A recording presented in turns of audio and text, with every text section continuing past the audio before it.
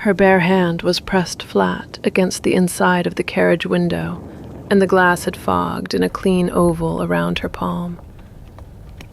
Through that oval, she watched her mother, across a dim drawing room beyond the front steps, bend over a low table and sign something Beatrice could not read. When she lifted her hand away, the oval of clear glass stayed a moment longer than it should have, and inside it, a man walked past the house in the snow, coatless at the shoulder, hatless, his head bent against the wind as if he were neither going nor arriving. And then the frost crept back in from the edges, and he was gone. She did not turn her head to follow him. She had taught herself, over 4 years, not to follow anything that did not bear directly on the work in front of her. And the work in front of her this afternoon was her mother's hand, moving steadily across a sheet of stiff paper. From this distance, Beatrice could not see the ink, only the shape of the letters being made. And even those she read more by the angle of her mother's wrist than by anything else. She knew the shape of her mother's signature, the way one knows the shape of a key one has handled too often. Mrs. Honoria Lanyon was signing a draft of the marriage settlement. Beatrice's signature was not required for another 9 days, and yet her mother was signing today, alone, in the drawing room of a house in Curzon Street that did not belong to either of them, with the curtains half drawn against a sky the color of cold tea. The carriage moved. Beatrice let the window fog over again, and did not wipe it clear. In her cloak pocket, the brass-cased pocket compass shifted against her thigh as the wheels turned, a familiar small weight, the only thing of her father's that had survived the auctioneers, because she had wrapped it in a stocking and buried it under 3 years of old tax accounts at the back of the linen press the week he died. The compass was the size of a walnut. Its glass was scratched. The needle, when she opened the case, still pointed north, with the tired conviction of something that had been doing the same job for 40 years, without ever being praised for it. She had not opened it in the drawing room. She had not opened it on the steps. She did not open it now. She kept her hand in her pocket and let her thumb rest on the closed lid, and counted, as the carriage moved through streets she did not look at, the things she had accumulated over the past several weeks that had made up her mind for her.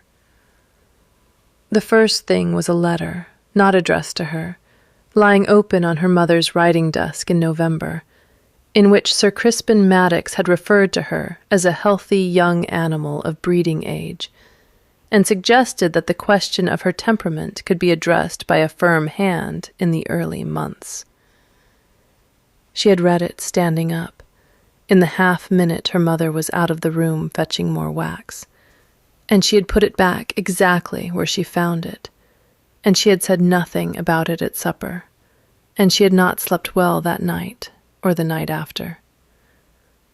The second thing was the discovery, in December, that her mother had begun to refer to the small allowance from the engraver in Holborn, the allowance that came in plain brown envelopes, addressed to a Mr. B. Lanton at a coffee-house in Cheapside, the allowance that paid for Beatrice's paper and ink and the occasional new pair of boots, as pin money, and to deduct it from the household ledger as such, as if it had appeared by some indulgent magic of Sir Crispin's, as if it were already his to give and to take. The third thing was a remark her mother had made, not cruelly, not even pointedly, while turning the page of a fashion magazine, that a clever girl was a clever girl until she married, and after that she was a wife. There had been other things. There had been the way Sir Crispin's gloves smelt of coal smoke and bay rum together, when he held her hand a fraction too long over the supper table at Christmas. There had been the morning her mother had locked the writing desk and put the key on a ribbon around her own neck, and pretended she had done so absent-mindedly. There had been the slow, careful, accumulating evidence that the life now being drawn up for her on stiff paper in a Curzon Street drawing-room was not a life she would survive in the shape that mattered, and that she had 9 days left to do anything about it. She had not wept. She had not raged. She had taken out a piece of foolscap one night in her own room, by the light of a single candle, and she had written across the top of it, in the small, disciplined hand she used for marking elevations, the question, "What does one do when one cannot say no in any language they will hear?" And she had sat with that question for the length of the candle, and by the time the wax had run down to a stub, she had crossed out the question and written underneath it, in the same small hand, "One does the saying in a language they cannot misunderstand." The carriage stopped. Beatrice did not move at once. Outside, somewhere beyond the fogged glass, a man called to a horse in the patient, flat voice of someone who had been doing it all morning. She let her thumb rest on the lid of the compass a moment longer. Then she drew her hood up, and she stepped down into the snow, and she began to walk towards the inn at the far end of the village of Hartley Cross, where the front window, she had been assured by her own quiet observation over 3 visits, looked directly out onto the lane. The village was small enough that she had memorized it the first time she came through it as a child, sitting on her father's knee in another carriage, when the lane had been mud rather than snow, and her father had named the roof lines for her as if they were the spines of books. The forge, the wheelwright, the chapel with the leaning porch, the coaching inn with its yellow plaster and its black beam and its row of 3 front windows, of which the middle one belonged to the snug, in which her mother's cousin, Mrs. Felicity Croom, took her tea on Tuesdays between 2 and 3 o'clock, with whichever of her acquaintances she had managed to summon, and from which she could see anyone who passed in the lane, and would, by Wednesday morning, have told everyone she knew about it. Beatrice had not chosen Hartley Cross at random. She had chosen it because Mrs. Croom's tongue was the fastest in 3 counties, and because the village was just close enough to her aunt's cottage to walk to afterwards without freezing to death. She had not chosen the man. The man was to be whichever man was sitting in the lane when she arrived. She had decided this in advance because she had not wanted to spend the long minutes of approach choosing, and because choosing felt, in the cold, honest part of her mind, like a thing she did not have the right to do to a stranger. Whichever man was nearest the inn's front window, whichever man was first in her path, she would not look at his face before she did it. She would look at his face afterwards, because she owed him that, and she would give him whatever coin she had in her glove, and she would walk away. He was sitting against the wall of the inn between the front door and the window of the snug. He was thin in the way of someone who had been thin for some time without thinking about it. He had no beard. He had no hat. His hands lay loose on his knees, ungloved, the knuckles raw with cold but not blue, and at his feet sat a battered tin cup with 3 coppers in it that no one had put there in the last hour.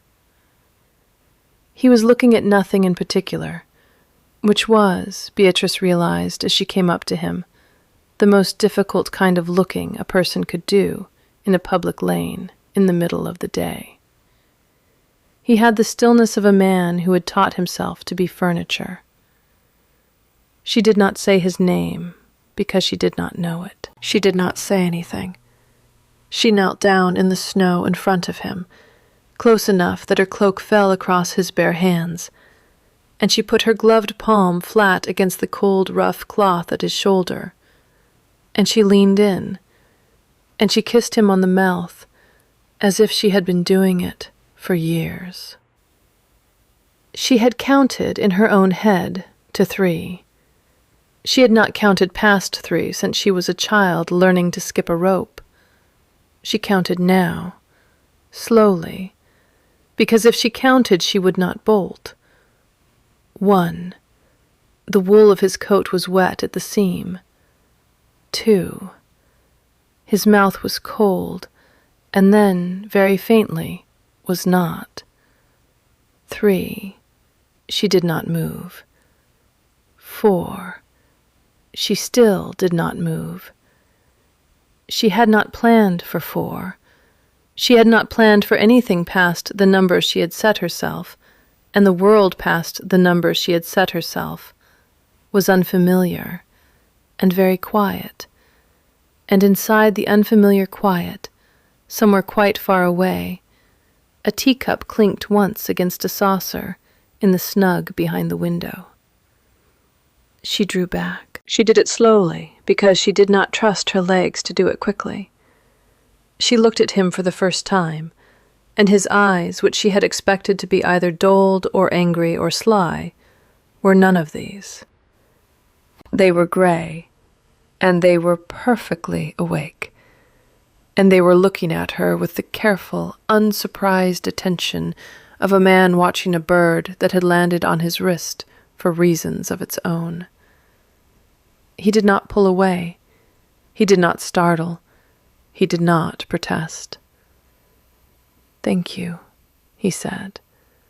Her hand was already in her glove, finding the coin she had put there that morning, a half-crown wrapped in a scrap of linen so it would not chime against the other coins and give itself away.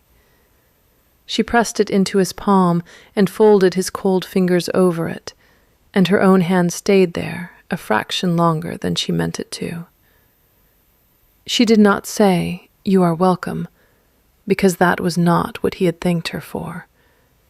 She did not say, "I am sorry," because she was not sure she was, and she would not lie to a man whose mouth she had just used.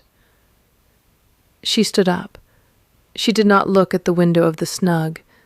She did not look back at him. She walked, with the careful, unhurried pace of someone who has just put a letter into the post, the length of the lane out of Hartley Cross, and 3/4 of a mile up the cart track, and then, only when the village was hidden behind the rise, she sat down in the snow against a stone wall and pressed both gloved hands over her mouth, and did not weep, and did not laugh, and stayed like that until the cold in her feet made her stand up again.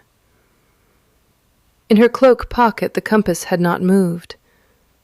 In the lane behind her, Adrian Carow, who was not Adrian Carow, and who had not been thanked for anything in 11 months, was still sitting against the wall of the inn, with a half-crown in his closed hand, and an expression on his face that he himself could not have named.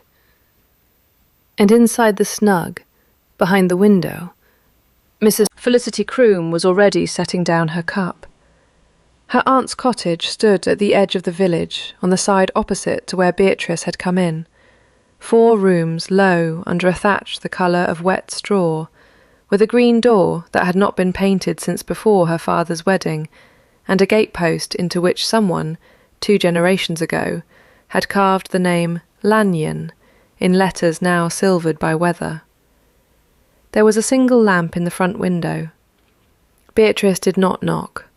The door was on a latch that lifted to a flat palm, and Mrs. Ardith Penrose, who had heard a step in the lane and known whose it was before the latch moved, had already pushed the kettle back onto the hob. Her aunt looked up when Beatrice came in, and looked at the snow on her hem, and looked at her face, and did not ask. She took the cloak off Beatrice's shoulders and shook it out over the back of a chair near the fire. She poured tea into a thick cup. She set the cup at Beatrice's place at the small table by the window. She sat down opposite, and she folded her hands in her lap, and she waited. Beatrice drank half the tea before she spoke. The cottage smelt of wood smoke and dried mint, and the very faint chemical sharpness of the lamp oil her aunt preferred. Out of the window the lane was already going blue at the edges with dusk. From the road came the sound of the carriage she had hired in town, being turned in the wider place by the chapel. The man she had paid would drive back without her, with instructions to say to her mother, if asked, that he had set her down at her aunt's by her own request, and nothing else. "I have done a thing," Beatrice said. Her aunt inclined her head. "It will be in the village by supper time." Her aunt inclined her head again. Then, in the dry voice that had been the only voice in Beatrice's childhood that ever told her the truth without softening it, she remarked that supper time in Hartley Cross was earlier than most people imagined, and that the kettle would not need to be put on a second time before there was a knock. The knock, when it came, was not at the door. It was a child at the window, sent by Mrs. Croom, with a folded note pressed against the glass. Mrs. Penrose let the child in by the back, gave him a piece of seed cake, took the note, read it without expression, and laid it face down on the table between herself and her niece. She did not read it aloud. She did not need to. The fact of its existence at this hour was message enough. Mrs. Croom would have written to Beatrice's mother by the same post. The note to the cottage was a courtesy and a warning, and a small, contented spite, and the courtesy was the smallest part of it. "Tell me," her aunt said at last, "only what I will need to know in order to be useful." Beatrice told her. She told her about the kiss at the wall of the inn, the man she had not chosen except by the geometry of where he sat, the tin cup, the half-crown, the thank you. She told her about the carriage window and the oval and her mother's hand. She told her about the letter in November and the ledger in December, and the locked desk, and the candle, and the question she had written and the answer she had written under it. She did not embellish. She did not apologize. She did not weep. Her aunt listened with her hands still folded, and at the end she said only one thing, which was that the man at the inn had been thin for at least 3 months, and possibly more, and that whatever else was true, the half-crown had not been a small kindness. "How do you know he was thin for 3 months?" Beatrice asked. Her aunt considered the fire. "The cuff of his coat," she answered, "would have fitted a different man in October." Beatrice set her cup down. "So you have seen him?" "Twice." Mrs. Penrose let the word sit, and did not add to it. The night closed in. They ate bread and cold mutton at the small table. Mrs. Penrose made up a bed in the back room with 2 extra blankets and a warming pan. Beatrice slept for 4 hours and woke at 3 and lay listening to the thatch settle and the wind move along the eaves, and thought, with a clarity she had not expected, about the gray of the man's eyes. She had remembered them, as one remembers a sentence read in a book one has set aside without finishing. They had not been the eyes of a man who slept against walls. She turned this over and over, and could not make it sit flat. And at last she got up and lit her candle, and took out the compass, and opened it, and watched the needle find north in the dark, and closed it again, and went back to bed, and slept the remaining 4 hours, without dreams. She woke to the sound of someone knocking at the green door. It was not yet 8. The sky beyond her small window was the color of weak milk. She heard her aunt's tread cross the kitchen flags and the latch lift, and her aunt say, without surprise, "Oh," then a pause. Then her aunt said, "Come in out of it," and the door closed behind whoever it was, and the kettle was pushed forward on the hob a second time. Beatrice dressed without hurrying. She braided her hair and pinned it. She did not look at her face in the small, spotted glass above the washstand, because she did not want to see what she looked like the morning after. and she did not want to discover that she looked the same. She went out into the kitchen barefoot in her stockings, because her boots were still by the fire drying, and the man standing inside the green door with his hat in his hand, and snow melting from his shoulders in slow, patient drops onto her aunt's flag floor, was the man from the wall of the inn. He had washed his face. He had not shaved. His hair had been combed with the fingers of someone who did not own a comb. The coat was the same coat. The hands were the same hands. He looked at her across the kitchen, and she looked at him, and neither of them moved, and her aunt, with the unhurried tact of a woman who had run a house for 61 years, said that she had remembered an errand at the chapel and would be back in 3/4 of an hour, and put on her shawl and went out, and closed the door behind her with a small, distinct click that was not, Beatrice realized afterwards, accidental. He did not sit down. He stood in the middle of the kitchen flags and turned his hat once in his hands, as if he were trying to remember what hats were for. Up close, in the daylight, with his face washed, he did not look like a man who had been sleeping in lanes. He looked like a man who had been sleeping in lanes on purpose. Beatrice did not yet have the word for the difference, but her hand, the one in her apron pocket, had closed on the compass without her thinking about it, and her thumb was on the lid. "You came a long way," she said. 4 miles. He looked down at his boots as if assessing what was left of them, and then up at her again. "I came to ask you a question I have no right to ask." She waited. He drew in one breath. It was not a steadying breath. It was a breath taken to make sure that what was about to be said came out in the order he had walked 4 miles in the snow to put it. "Yesterday you chose me.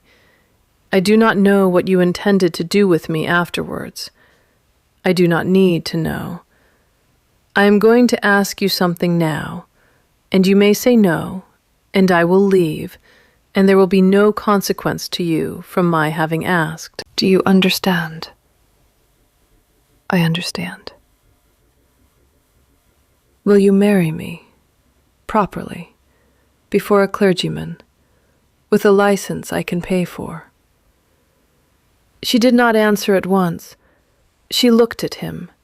She looked at the coat. She looked at the hands. She thought about the half-crown and the thank you, and the 4 miles in the snow. She thought about her mother in Curzon Street, and Sir Crispin's Bay rum, and the letter in November. She thought about the fact that whatever happened in this kitchen in the next 1/4 of an hour, she was not going back to either of them. Why? He did not look away. "Because yesterday you saw a man you had no reason to see. I have spent 11 months arranging not to be seen. I did not know I could still be. I would like to be married to the person who proved that I could." It was not the answer she had expected. It was not even an answer she had imagined possible. It sat in the air of the kitchen between them like the small, distinct click of a door closing on purpose. "You will be marrying a woman who has just disgraced herself in public." "I am aware." "You will be marrying a woman with no fortune, no family that will own her, no character that the world will recognize." "I am aware of that also."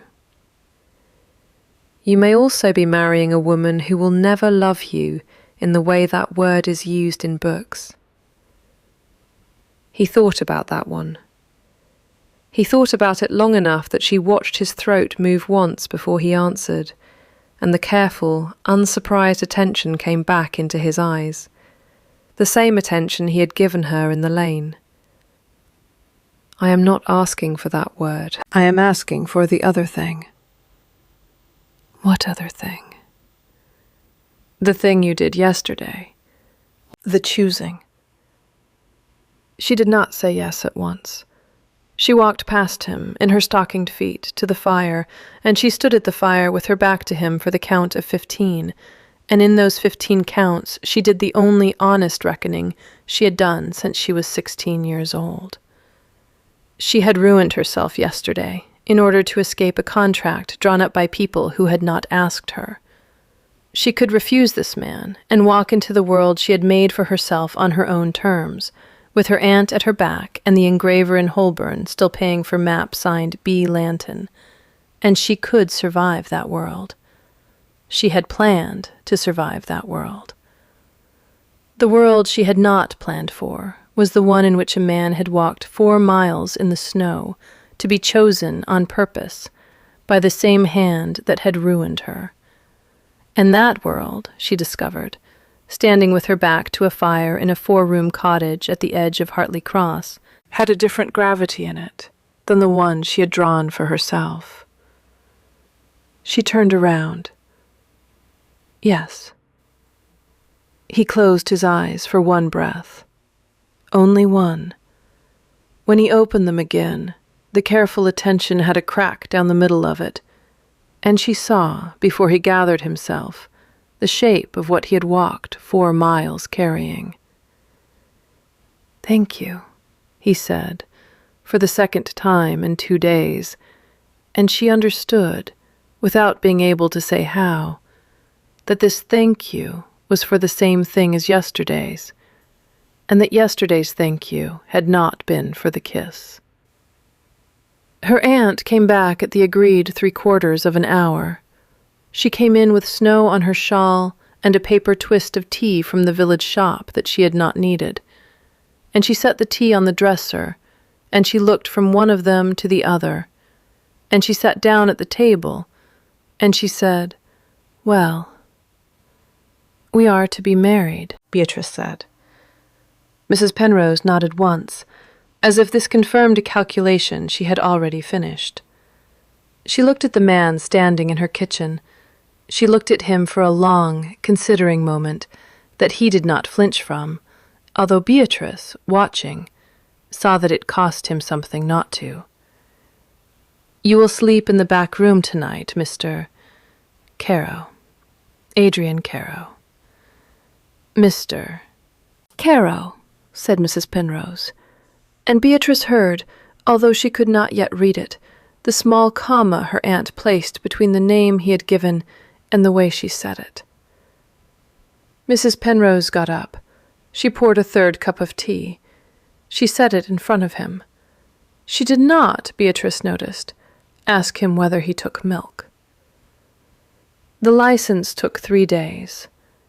Adrian Carow walked to the next market town for it on the morning after he arrived, refused the loan of her aunt's neighbor's pony, and came back at dusk with the paper folded inside his coat and a small smear of ink on the heel of his thumb.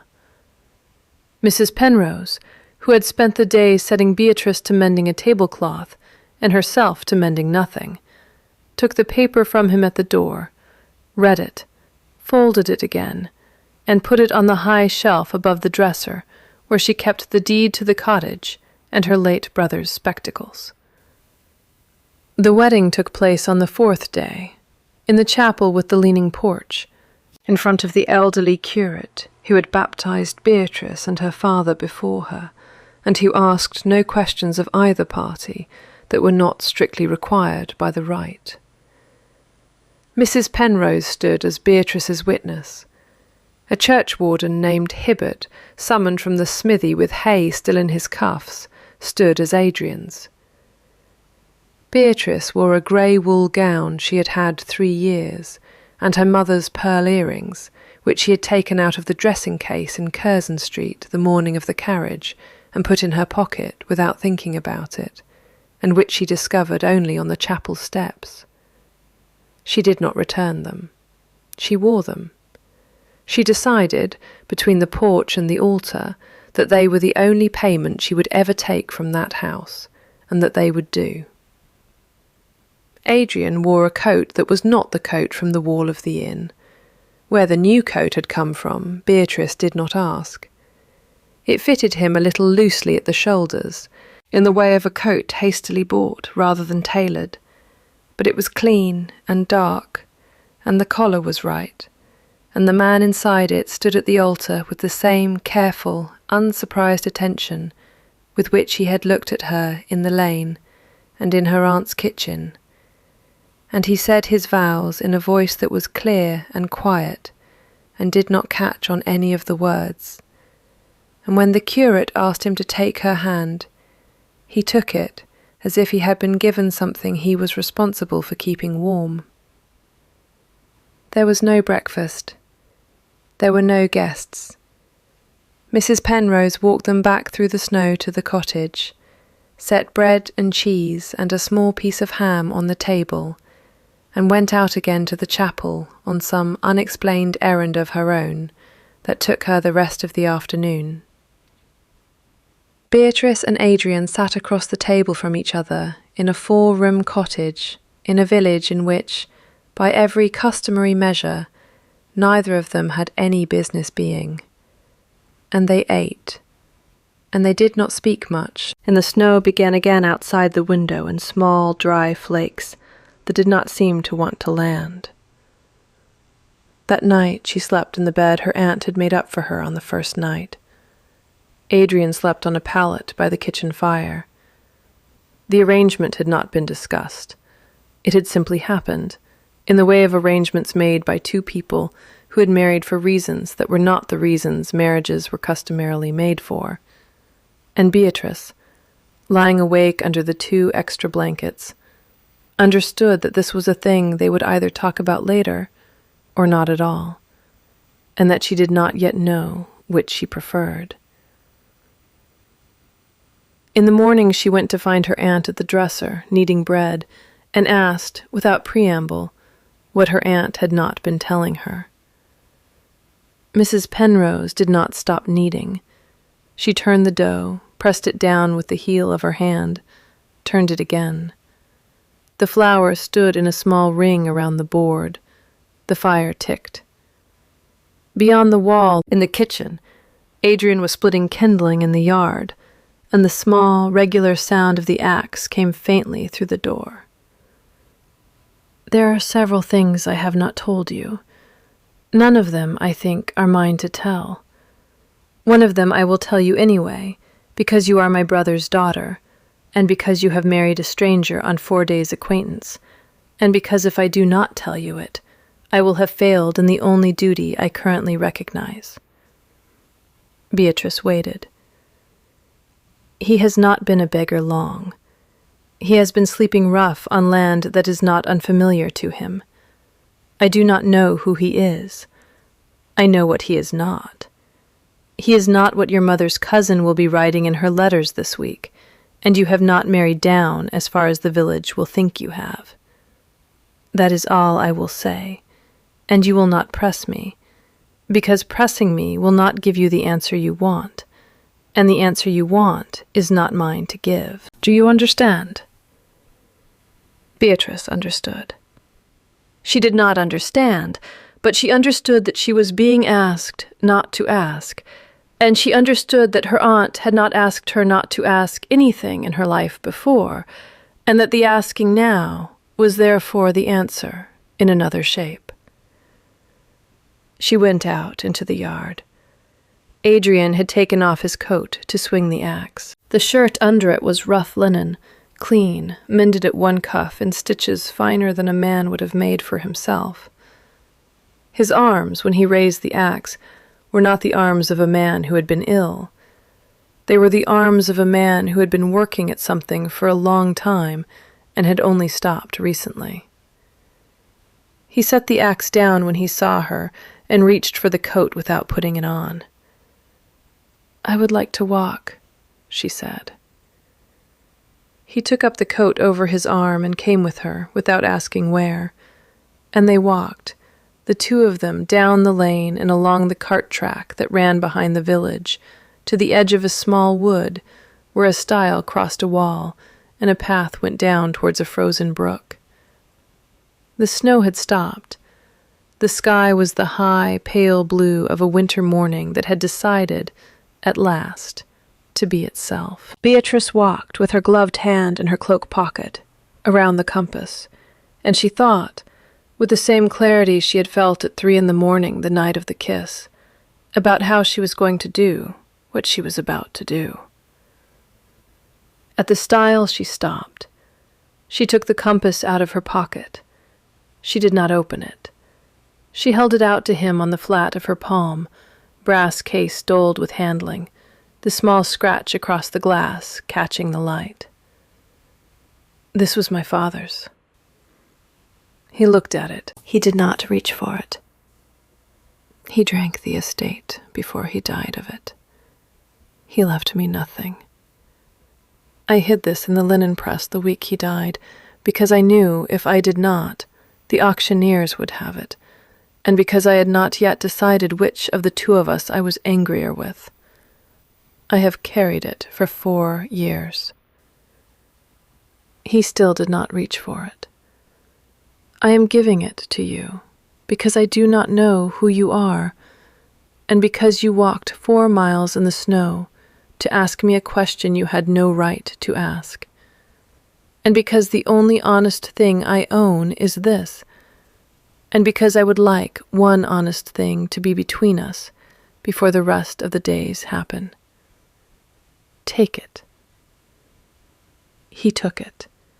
He took it carefully, the way a man takes a sleeping child from another man's arms. He closed his fingers over it, and he looked at her, and the crack down the middle of the careful attention was there again, and this time he did not gather himself in time.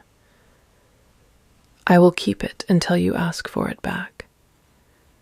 She nodded. She did not say thank you, because thank you between them had become a word that meant something else, and she was not ready yet to use it in his direction. They walked back to the cottage in the cold blue light, and the compass was in his coat pocket now, and her cloak pocket was empty for the first time since she was 19, and the absence of the small weight against her thigh felt, oddly, less like loss than like a debt paid. That afternoon she sat down at the small table by the window of the back room, and she took out the leather case in which she kept her pens and her ink and her drawing board, and she set up to work as she had not worked in 11 days. The engraver in Holborn was expecting 2 survey sheets of a stretch of the Welsh border by the end of the month. She had brought the field notes with her, in the same pocket as the earrings. She trimmed her pen. She mixed her ink. She drew the first hairline of a contour across the corner of the sheet, and her hand, which had been unsteady for 11 days, was steady. Adrian came to the doorway after a while and watched her. He did not come in. He stood with one shoulder against the jamb, and he watched her hand move, and he watched her face. And after a long time he said, "You draw left-handed." "I do. My father insisted on the right when I was small. The engraver does not care, and so I have gone back to my own." "What are you drawing?" "A piece of the border between Montgomery and Shropshire. There is a river. There are 3 farms. The man at the engraver's pays me 4 shillings the sheet, and he sells them for 30, and we are both content with the arrangement, because he does not know I am a woman, and I do not know how to tell him without losing the 4 shillings. He was quiet a moment. "B. Lanton." Her pen stopped. She lifted her head. "You have seen the sheets?" "Once. In a portfolio at a bookseller's in Holborn. I bought one, 2 summers ago, a stretch of coast in Cornwall. I admired it. I assumed the man's name on it was the man who had drawn it." She put the pen down. She turned in her chair to look at him properly. He had not moved from the doorway. He was looking at her with the careful attention again, but there was something underneath it now that she had not seen before. Something that was not surprise exactly, but recognition. as if a piece he had been holding in one hand had been laid down at last, alongside the piece he had been holding in the other. Where in Cornwall? He named a stretch of coast. He named it accurately, down to the small headland whose elevation she had argued about with the engraver for a week. He named it, she realized slowly, like a man who had not bought the map because he had admired it, but like a man who had bought the map because he had recognized the place on it, and the recognition had not been a tourist's. You know that coast? I have walked it. A fractional pause. Once. She turned back to her work. She did not draw at once. She sat with her pen across her knuckles and looked at the contour line she had just laid down, and she thought, for the first time since the kiss at the wall of the inn, that the question of who exactly she had married was a question she was going to have to answer eventually, and that the answer, when it came, was going to come from him in his own time, or from some other quarter without his consent, and that she did not yet know which she preferred. On the 6th day, Mrs. Penrose recognized him. It happened at the supper table over a dish of stewed apples. Adrian had been at the woodpile most of the afternoon, and had come in with chips of bark in his hair. Mrs. Penrose had set the apples down between the three of them, and had begun to spoon them out, and her hand had stopped, briefly, halfway between the dish and Beatrice's bowl. She had looked across the table at Adrian, and Adrian, who had been listening to Beatrice describe the difference between a hachure and a contour, had looked back, without alarm, and something had passed between them that was not a word. Mrs. Penrose finished spooning the apples. She set the dish down. She poured cream onto her own and ate 3 spoonfuls before she said anything. And what she said, when she said it, was addressed to her apples. I knew your mother. Adrian put down his spoon. He picked it up again. He set it down a second time. That is possible. She was at school with my sister. A tone that informed Beatrice the sister had existed, and the story was none of Beatrice's business this evening. Your mother had a way of laughing that I have only ever heard one other person use. You have it, when you forget to keep it back. Adrian did not answer. He looked at his bowl. The bowl shook very slightly in his hand, and he set it down on the table and laid his palm flat beside it, as if he were steadying something. I am not going to say anything. I am telling you what I have seen, because I will not eat with a man at my table whom I have lied to by silence. You may do as you think right. Beatrice looked from one of them to the other. She did not interrupt. She had learned over 23 years that the most useful thing a woman could do when other people were exchanging information she was not yet meant to have was to keep eating and let the information accumulate. Thank you, Adrian said, for the 3rd time that Beatrice could count. Mrs. Penrose nodded once and took up her spoon and ate the rest of her apples in silence, and the 3 of them finished the meal as if nothing had been said.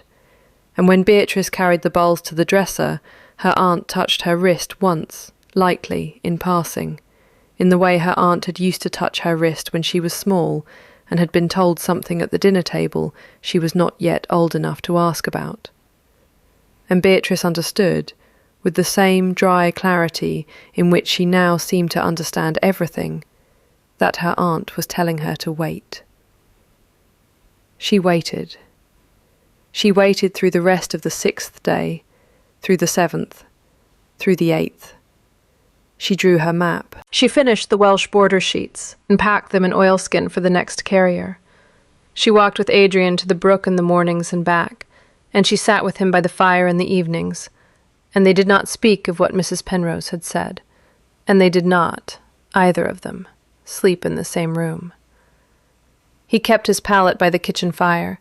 She kept her bed in the back room. The cottage was 4 rooms only, and the wall between the bed and the pallet was thin, and Beatrice lay awake on the 8th night and listened to the small, ordinary sound of a man's breathing on the other side of it, and she found that the sound was the sound of someone awake. On the 9th day she asked him. They were at the brook again.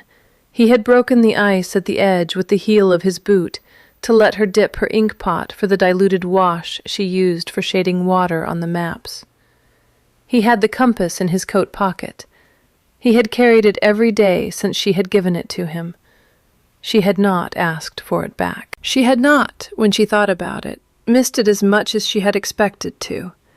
And she suspected she did not miss it because she could see the small bulge of the case under the wool of his coat at the hip, and the small bulge under the wool of his coat at the hip had become, in some way she did not yet have a sentence for, the answer to where her father's compass was. Who is Adrian Caro? He set the inkpot down on the stone beside her. He did not pretend not to have understood the question. A name I have used for 11 months. Not a false one entirely.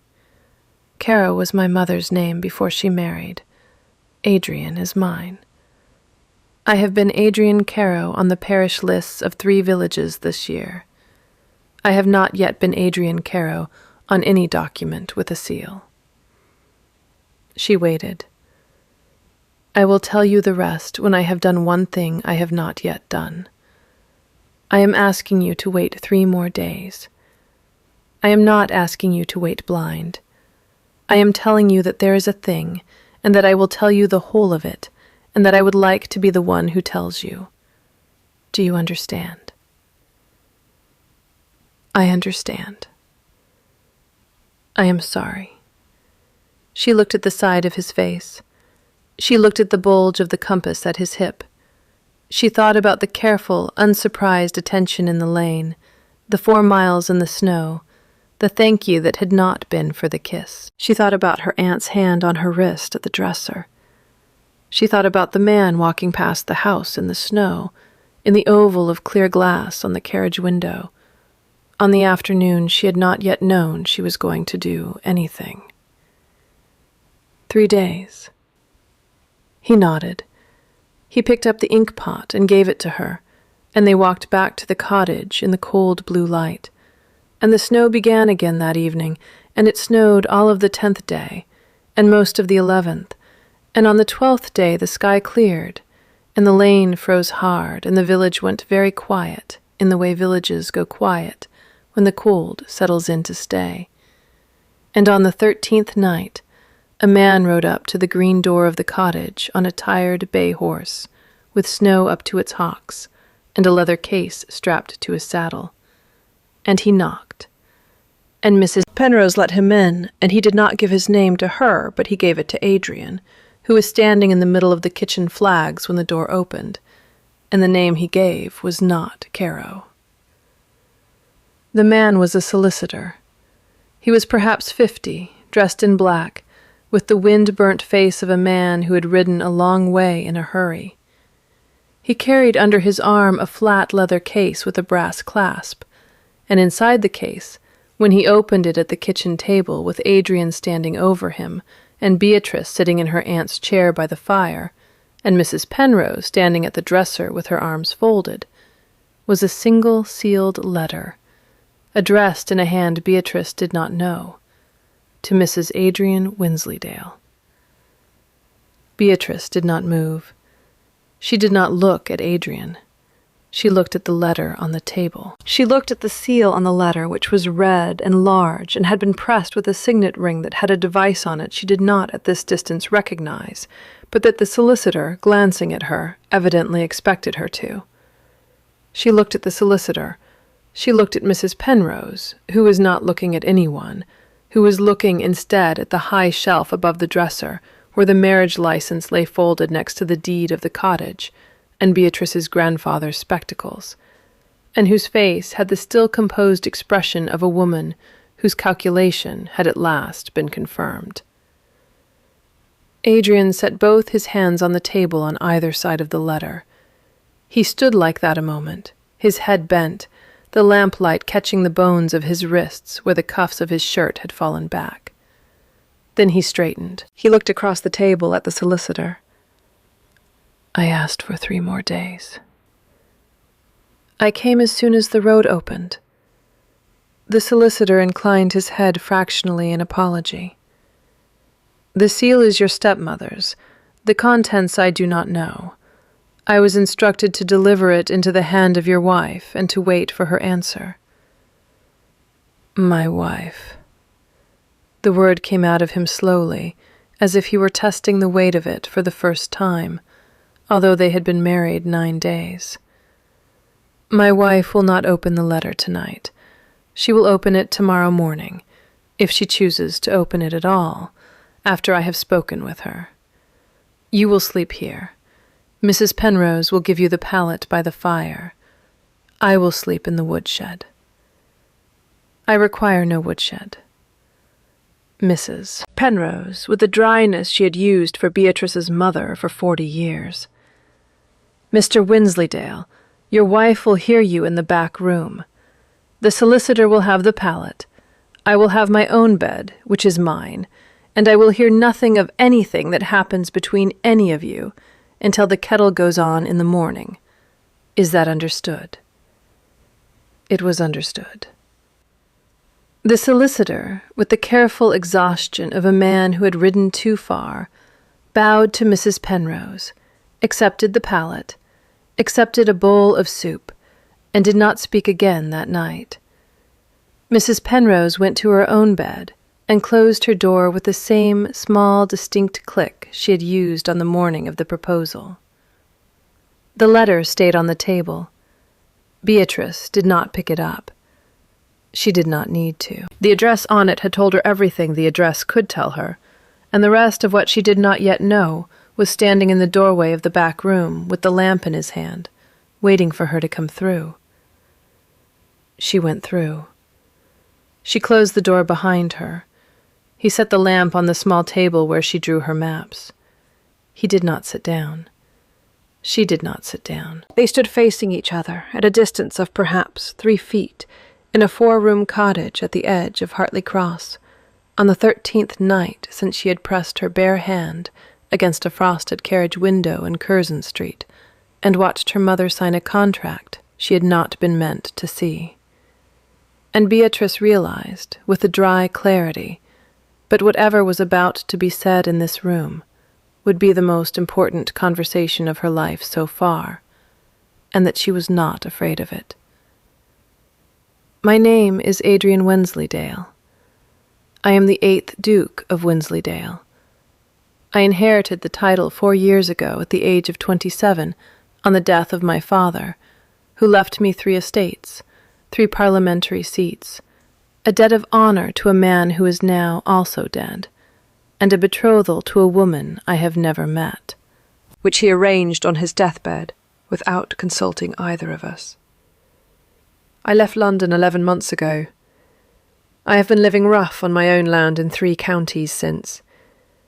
I have eaten in farmhouse kitchens under the name Carrow. I have slept in haylofts and against the walls of inns. I have not been a beggar. I have been a man refusing to be a duke.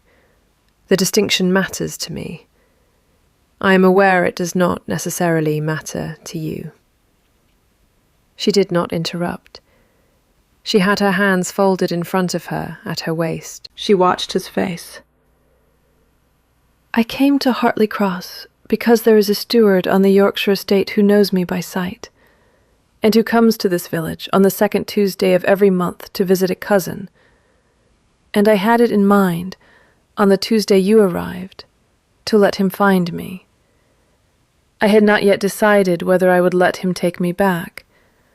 I was sitting at the wall of the inn working out whether I would or I would not, and a woman knelt down in the snow and kissed me, and I forgot, for the length of that kiss, every argument I had made to myself for 11 months.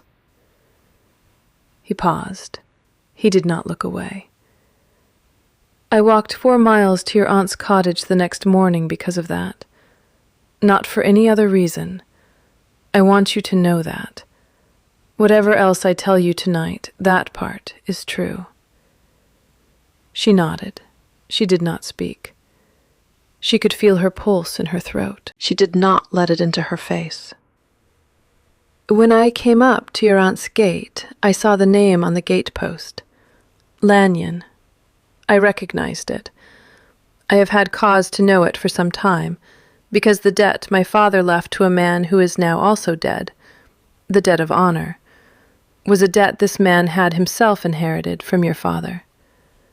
Your father owed mine a great deal of money, Beatrice. The debt is in my hands now. The papers are in a strong box in my solicitor's office in Lincoln's Inn. Your mother does not know. Sir Crispin Maddox, I am told, has been making inquiries.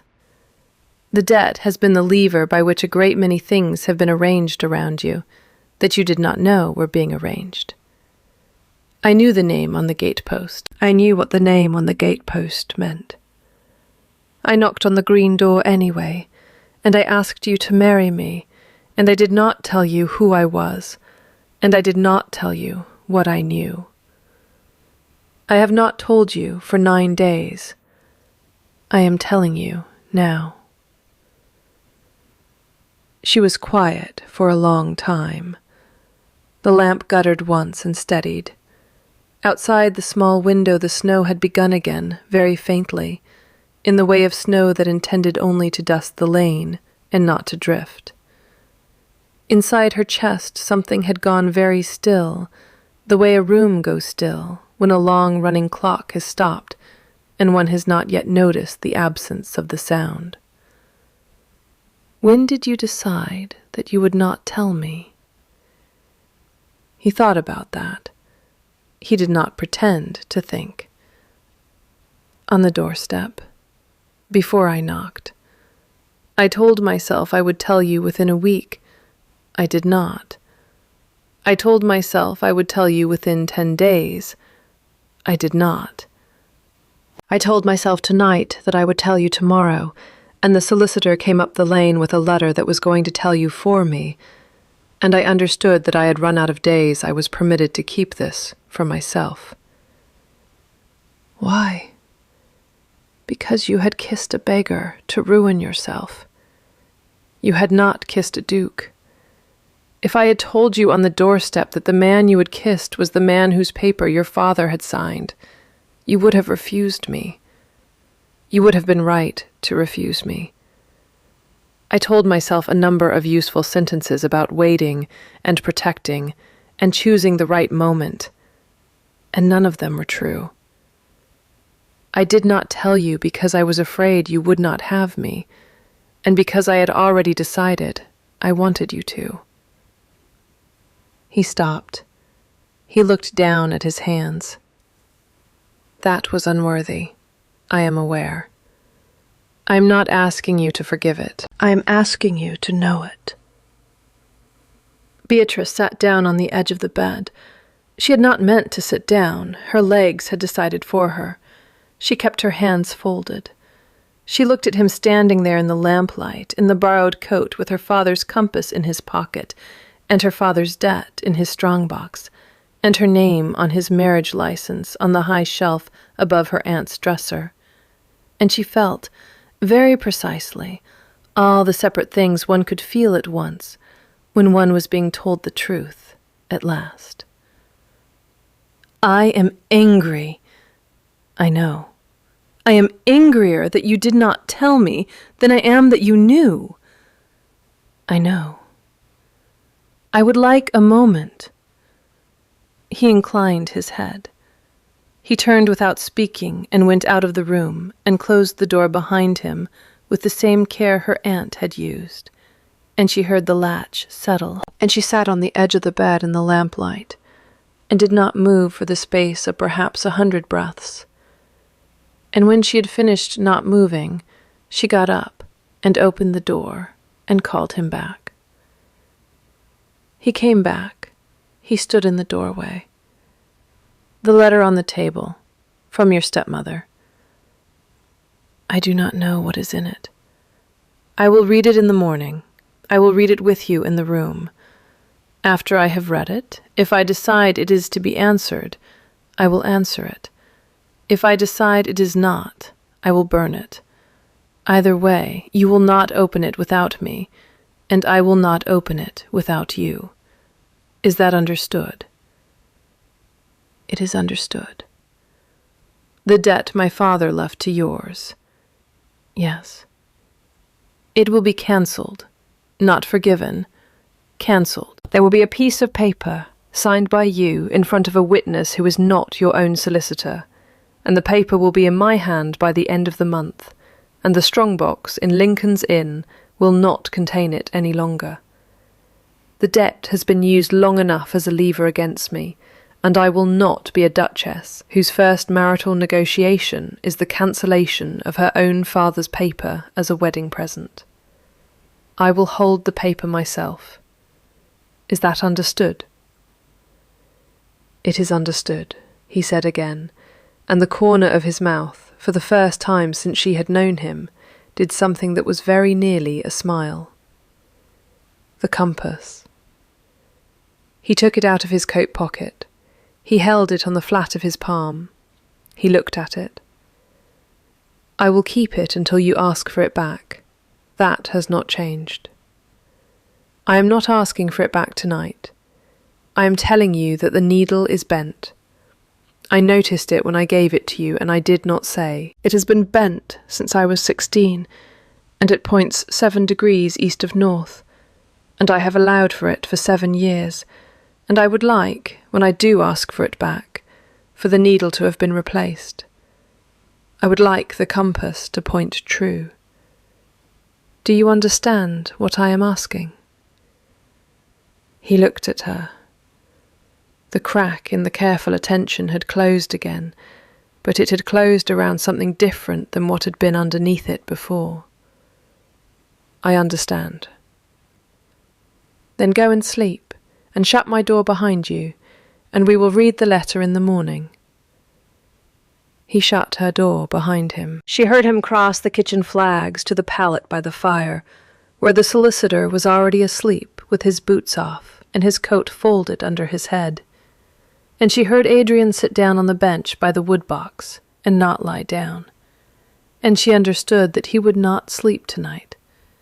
And she understood that she would. And she understood that the difference between them on this point would not last.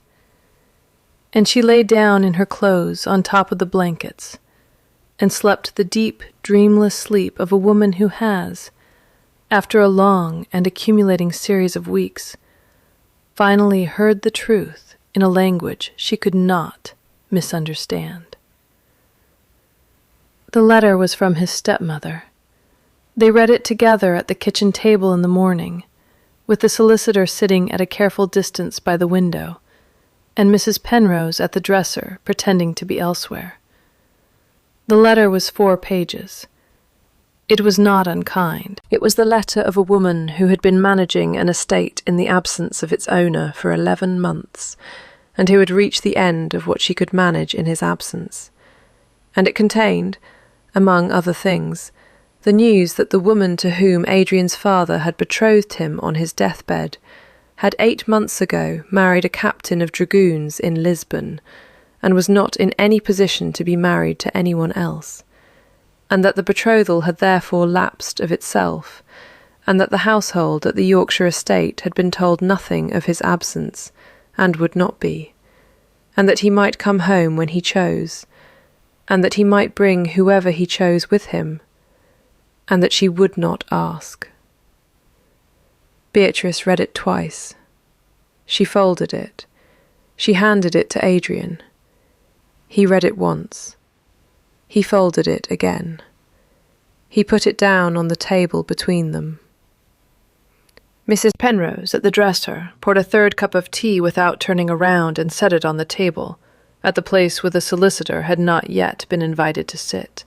And the solicitor, with the small, unhurried bow of a man who had spent 30 years reading rooms, came over and sat down and drank his tea, And the four of them did not speak for the length of time it took to drink one cup.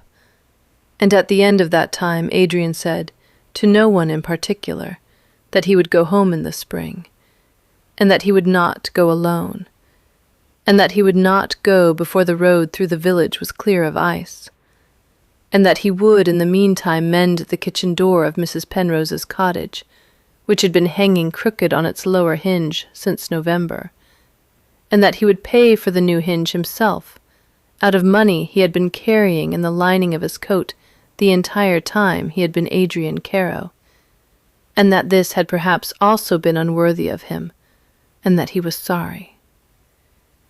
Mrs. Penrose, at the dresser, said only that she had been waiting for someone to mention the door.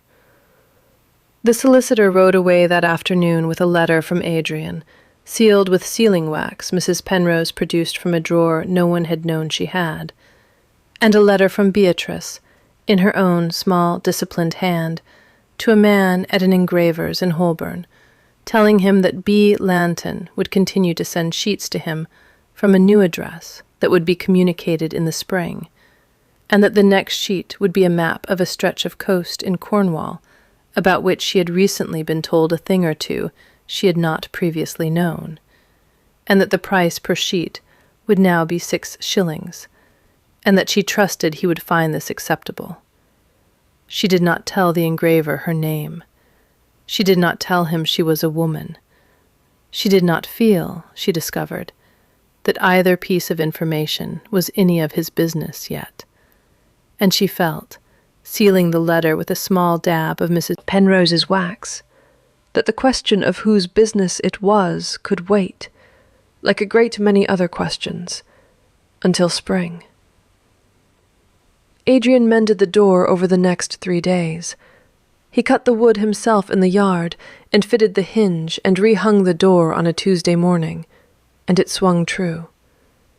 He did not, in those 3 days, sleep on the pallet by the kitchen fire. He slept in the back room, on the floor beside the bed, with a blanket and his folded coat, and Beatrice, lying in the bed, did not ask him to come up onto it, and he did not ask.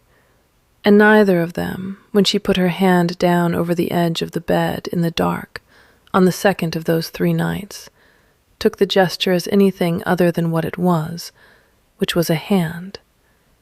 He took it. He held it. He did not say anything. In the morning, when she woke, his coat was folded at the foot of the bed, and the brass-cased compass was sitting on the small drawing table by the window, open, with its lid laid back, and the needle, which had been bent 7 degrees east for 7 years, had been replaced. It pointed true north. There was a small, bright score across the new needle, where Adrian had filed the end to fit the spindle. There was no note. She picked it up. She closed the lid. She put it in the pocket of her gown. He was asleep when she came out of the back room, in the chair by the kitchen window, where the morning light fell in a long, pale rectangle across the worn floorboards. Mrs. Penrose was out at the chapel on what was beginning to be a daily errand none of them were going to ask about. The fire was banked. The kettle was warm. The snow on the windowsill was melting in small, slow drops onto the inside of the sash, and the lane beyond the window was beginning, faintly, to show the dark of wet road through the white. Beatrice took the foolscap and the ink and the trimmed pen out of her case. She sat down at the small table by the window, the one with the worn place at the corner where her aunt had been resting her elbow for 40 years, and she laid out a clean sheet, and she began to draw, in the small, disciplined hand she used for the maps that paid for her paper, a map of the village of Hartley Cross. She drew the forge. She drew the wheelwright. She drew the chapel with its leaning porch. She drew the inn at the far end of the lane with its 3 front windows and its yellow plaster. And she drew the brook at the wood. And she drew, last, the green door of the cottage at the edge of the village, And she did not draw it as a beggar's daughter, or a duchess, or bee Lanton, or a woman who had kissed a stranger on a Tuesday afternoon. She drew it as a cartographer drawing the place she lived. Behind her, in the chair by the window, with his head fallen sideways against the wood and his hand open on the arm of the chair where she could see the small ink smear on the heel of his thumb from the new needle, Adrian was asleep, and the snow on the window-sill was melting, and the compass in her pocket was pointing true. A few moments in this one have stayed with me. The kiss that took longer than 3 seconds, the 4 miles in the snow, the bent needle replaced without a note. If any of them stayed with you too, subscribing keeps the next story close. See you then.